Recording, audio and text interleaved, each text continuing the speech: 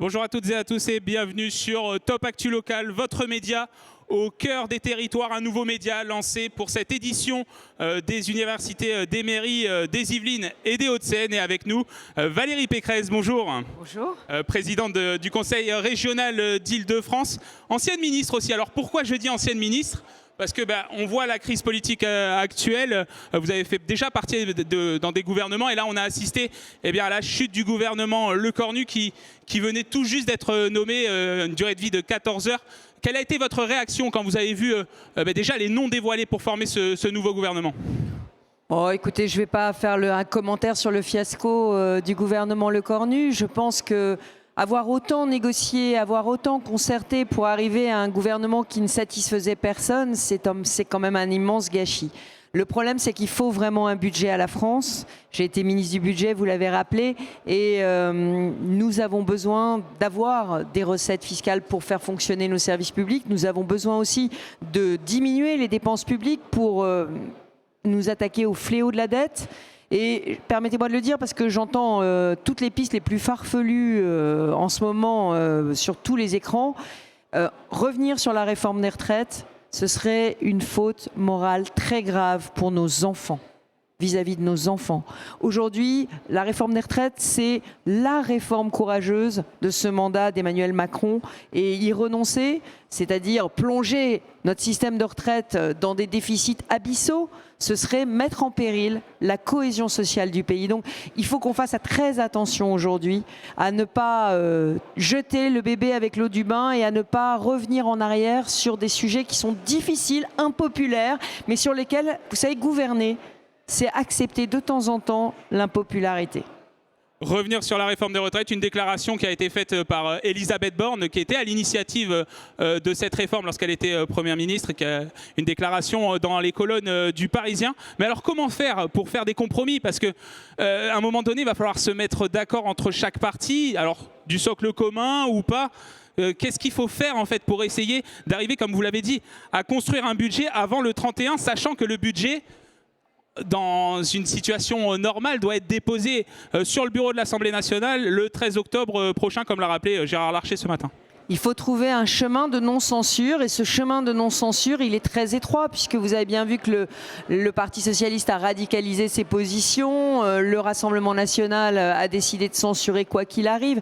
Donc en réalité, le chemin est extrêmement étroit. Si on n'y arrive pas, il faudra envisager un retour aux urnes d'une manière ou d'une autre. Mais moi, je suis très inquiète parce que la dissolution a provoqué cette situation d'instabilité. La dissolution a provoqué ce morcellement politique du Parlement et cette incapacité à gouverner. Donc je suis persuadée qu'une deuxième dissolution ne ferait qu'aggraver le problème et qu'en plus elle dissoudrait le socle commun. Donc je pense qu'une deuxième dissolution est inenvisageable et je pense que si on doit malheureusement revenir aux urnes, le mieux ce serait une présidentielle anticipée parce que l'élection présidentielle, c'est le seul moment dans la vie du pays où on dépasse un tout petit peu les frontières des clivages politiques, où on arrive à s'unir pour porter un projet. Et dans le morcellement de la vie politique française, peut-être que cette élection anticipée permettrait de retrouver une majorité pour gouverner la France, parce que c'est ça qui nous manque aujourd'hui, c'est une majorité. Comme Édouard Philippe, vous appelez potentiellement une démission au titre de l'article 12 de la Constitution française. Aujourd'hui, le sujet, c'est simple. Trouver un chemin de non-censure. On a encore la possibilité. Les Républicains sont prêts aujourd'hui encore à être constructifs pour trouver ce chemin de non-censure. Nous sommes peut-être les derniers à être constructifs avec le socle commun. On peut encore peut-être trouver, mais si on ne trouve pas, surtout pas de deuxième dissolution. C'est mon message. Mais une présidentielle anticipée, est-ce que ça ne va pas créer un précédent dans l'histoire politique française et que finalement, si un président, si le peuple français n'est pas satisfait par rapport à un président, ça ouvre une boîte de Pandore finalement. Et puis on pourrait appeler à la démission de président. Est-ce que finalement, on ne créerait pas un précédent qui pourrait mener à une crise de la Ve République ? Est-ce que vous croyez qu'on n'est pas en crise ? Crise politique peut-être, mais peut-être pas crise institutionnelle. Je ne sais pas quel est votre regard par rapport à ça. On est en totale crise institutionnelle. On a eu 3 premiers ministres en 3 ans, en un an. On a eu un gouvernement qui a duré une nuit. Donc oui, on est en crise institutionnelle. Enfin, il faut ouvrir les yeux. La crise, elle est là. Et effectivement, c'est un remède de cheval, mais pour une crise extrêmement grave. Si nous n'arrivons pas à avoir de budget, si nous n'arrivons pas à avoir d'accord de non-censure, alors nous serons en crise très très grave. Et effectivement, l'argument de dire on va redissoudre pour encore aggraver cette crise institutionnelle ne me paraît pas pertinent.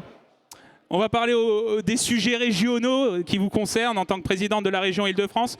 Vous parliez de budget, on voit que les collectivités locales participent aussi. Je le disais tout à l'heure sur une table ronde sur la réduction du déficit. Les collectivités, selon un rapport de la Cour des comptes, ont contribué à plus de 7 milliards d'euros aux réductions du déficit pour l'année 2025. Vous, en tant que région, comment vous êtes impacté par ça? Est-ce que vous avez des difficultés à construire un budget pour la région Île-de-France? Mais bien évidemment. Moi, je le vis de manière très douloureuse, cette réduction de nos recettes fiscales. Parce qu'en fait, l'État ne nous verse rien, l'État ne nous donne aucune dotation, que ce soit clair. Ce que nous avons, c'est des recettes des impôts qui nous sont dus. Et là, l'État les prélève à la source, en fait. C'est comme si on vous prélevait à la source une partie de votre salaire qui vous est due. Voilà, nous, on ne vit pas des aides de l'État. Et en plus, à la région Île-de-France, et la Cour des comptes le souligne dans son dernier rapport, nous avons fait des efforts d'économie très importants. Nous avons fait moins 20% sur nos dépenses de fonctionnement. Nous sommes la région de France qui dépense le moins en fonctionnement par habitant. Mais nous sommes aussi, du coup, la région qui touche le moins par habitant, puisque l'État nous a prélevé 1 milliard de nos recettes pour les donner aux autres régions et pour combler son déficit. Et je le dis, moi j'ai lancé un signal d'alarme. Je ne suis pas du genre qui me plaint. Je suis plutôt du genre même pas mal. Je suis plutôt du genre à faire des économies quand il le faut. Mais là, on est vraiment plus en situation de répondre aux urgences sociales de l'Île-de-France. On est la région la plus jeune de France. On est la région qui accueille un étranger sur 2 qui arrive sur le sol français. Intégration, éducation, insertion professionnelle, c'est crucial pour la cohésion de l'Île-de-France. Et aujourd'hui, eh bien, on nous coupe les vivres. Et j'ajoute que l'Île-de-France a des charges de centralité très importantes parce que quand on rénove les rails des RER, c'est aussi là qu'arrivent tous les TER. Tous les trains des autres régions arrivent en Île-de-France sur nos rails. Donc nous avons des charges de centralité énormes. 30% des étudiants de France viennent étudier en Île-de-France. Nous n'avons que 20% de la population. Donc en réalité, on a des charges très lourdes. Et à force de nous couper les vivres, moi, on m'a forcé à faire 750 millions d'euros d'économies l'année dernière, 750 millions de projets d'investissement repoussés, 750 millions d'économies subies. Voilà. Alors, il faut qu'on fasse très attention. Et parmi ces investissements, il y a l'aide aux communes, parce que l'une des particularités de la région, c'est de passer des contrats avec des communes, que ce soit urbaines ou rurales, avec des différentes problématiques, des communes qui peuvent être classées politique de la ville, des communes rurales sur lesquelles vous investissez en fait pour les accompagner dans les développements d'infrastructures. Absolument. Et là-dessus, j'ai fait des choix. J'ai fait 750 millions d'économies, mais j'ai fait des choix. J'ai dit, on se recentre sur nos compétences. Et dans nos compétences, il y a l'aide aux communes. Pourquoi? Parce que nous voulons faire la région des 20 minutes. La région des 20 minutes, c'est la région qui lutte contre toutes les fractures sociales et territoriales. La région des 20 minutes, c'est celle qui donne les services publics de Paris à tous les territoires, l'accès à la santé, l'accès à l'éducation, l'accès à l'emploi, l'accès au transport. Et donc, c'est les maires qui font ça, pour nous, par délégation de la région. Et donc, je n'ai absolument pas diminué les aides aux communes. Au contraire, je les ai augmentées cette année pour que les maires puissent finir leurs projets parce qu'ils ont un mandat à terminer d'ici mars 2026 et que je voulais que leurs projets de pistes cyclables, de maisons médicales, de crèches puissent voir le jour et surtout ne pas être impactés par ces baisses de dotation de l'État. Est-ce que les prochaines mandatures, puisqu'il y a les élections municipales l'année prochaine, en mars 2026, est-ce que finalement les investissements de la région vis-à-vis des communes sont menacés, mais peut-être à plus long terme, à moyen long terme? Mais bien sûr, tout est menacé parce que je ne sais pas à quelle sauce on va être mangé. Dans le budget Bayrou, on nous annonçait le doublement des prélèvements sur les collectivités locales. Et l'année dernière, les régions ont concentré 22% des économies qui ont été demandées à toutes les collectivités. 22% alors qu'on ne représente que 12% des dépenses des collectivités. Donc ça veut dire qu'en fait, c'est sur les régions qu'on a tapé. Et évidemment, sur la première d'entre elles, l'Île-de-France, parce que quand on prélève à l'Île-de-France, tout de suite, on récupère 200 millions. Et il n'y a qu'une seule personne qui hurle, c'est moi. Et alors le problème, vous savez, c'est que ces 200 millions, c'était des crédits pour la politique de la ville. Ces 200 millions, c'est des crédits pour le logement, c'est des crédits pour les énergies renouvelables, c'est des crédits crédits que je n'ai pas pu dépenser cette année parce que je n'avais plus cet argent. On arrive au bout quasiment de cet entretien. On va terminer, on va aller au cœur d'un territoire, au cœur de Saint-Quentin-en-Yvelines, puisque au cœur des territoires, c'est le slogan de Top Actu Local, le nouveau média, je vous le disais, qu'on peut retrouver sur topactulocal.fr. On va aller au cœur du territoire de Saint-Quentin-en-Yvelines, avec un territoire qui vous tient à cœur, vous êtes voisine puisque vous êtes originaire de Versailles, avec le projet Grandeur Nature, un projet pour l'île de loisirs de Saint-Quentin-en-Yvelines. Alors en quoi consiste ce projet? Qu'est-ce qu'on va pouvoir voir demain sur l'île de loisirs de Saint-Quentin-en-Yvelines? Vous savez que l'île de loisirs de Saint-Quentin s'est retrouvée dans une situation absolument dramatique avec le désengagement du département des Yvelines de son fonctionnement qui a été acté grâce à une alliance avec les communistes. Bref, je ne reviendrai pas sur le passé, mais cette situation dramatique a conduit la région à prendre ses responsabilités. Nous avons décidé sur cette île que nous allions investir massivement et que nous allions aussi prendre notre part au fonctionnement de l'île. C'est une première. Et qu'est-ce qu'on va faire dans cette île Grandeur Nature? Eh bien, on va tout repenser. On va faire un pôle nautique d'exception avec du ski nautique, avec une tyrolienne, avec du ski jump.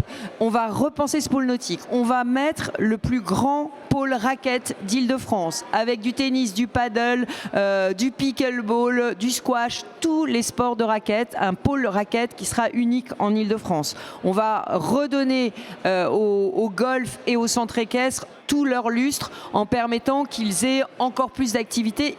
Et quel est l'objectif ? On va faire aussi un city stade et on va aussi faire un parcours santé, sport santé sur l'île. Quel est notre objectif ?